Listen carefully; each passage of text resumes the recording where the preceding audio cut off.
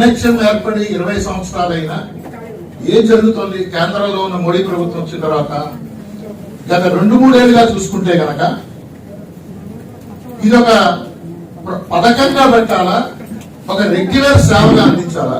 First basic గా ప్రజలకి వైద్యారోగ్య సేవలు అందించడం అనేది ఒక పథకంగా పెట్టాలా, ఒక రెగ్యులర్ డిపార్ట్మెంట్ లో భాగంగా పెట్టాలా? ఏం చేయాలి? రెగ్యులర్ డిపార్ట్మెంట్ లో భాగంగా ఉండాలి. మరి ఈ పని చేయకుండా సెంట్రల్ గవర్నమెంట్ పథకం అంటారేంటి? ఎప్పుడు మూసేయచ్చు?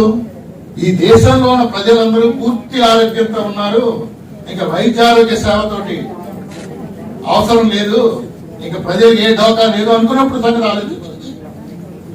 మరి ఆ వైద్యం అందించాల్సిన, వైద్య సేవలు అందించాల్సిన బాధ్యత ప్రభుత్వాలైనప్పుడు అసలు దీన్ని నేషనల్ హెల్త్ మిషన్ ని ఒక స్కీమ్ గా కాకుండా ఒక రెగ్యులర్ డిపార్ట్మెంట్ లో భాగం చేసి అందరినీ కూడా రెగ్యులర్ చేయాల్సిన బాధ్యత ప్రభుత్వాలది. ఇది కదా చేయాల్సింది. దిగువ స్థాయిలో ఉన్న ప్రజలందరూ కూడా ఆరోగ్యవంతులు అవ్వడానికి అవసరమైన విధంగా దీన్ని ఒక రెగ్యులర్ డిపార్ట్మెంట్ లో భాగంగా చేయాలి తప్ప స్కీమ్ అని చెప్పుకోవడం ఏంటి? అంటే ఇక్కడే ప్రభుత్వం ఆలోచన తెలుస్తుంది. రెండో, దీని వల్ల వాటాలు, కేంద్రం వాటా, రాష్ట్రం వాటా.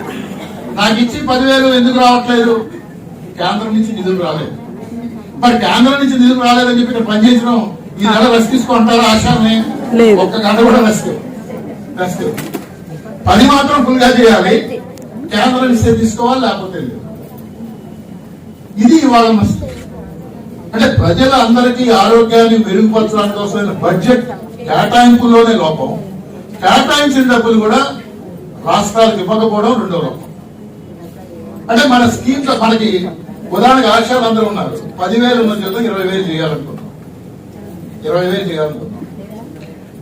అంటే 10,000 రూపాయలు అదనంగా ఖర్చు పెట్టాలి. 10,000 అదనంగా ఖర్చు పెట్టాలంటే 12 నెలలకి 1,20,000 అదనంగా ఇవ్వాలి. మనం 40,000 మంది ఉన్నాం, అంతే కదా రాష్ట్రంలో. 40,000 ఇంటూ 1,20,000 ఎంత అవుతుంది? 48 కోట్లు, అంతేనా? లేదా 480 కోట్లు.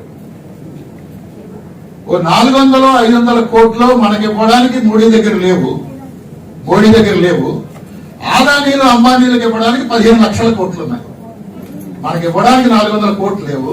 ఆదానీలు అంబానీలు లాంటి కంపెనీలకు ఇవ్వడానికి 15 లక్షల కోట్లు ఉన్నాయి. అంటే మోడీ ఎవరి కోసం పనిచేస్తున్నాడు? ప్రజల కోసం, ఆదాని అంబానీల కోసమా?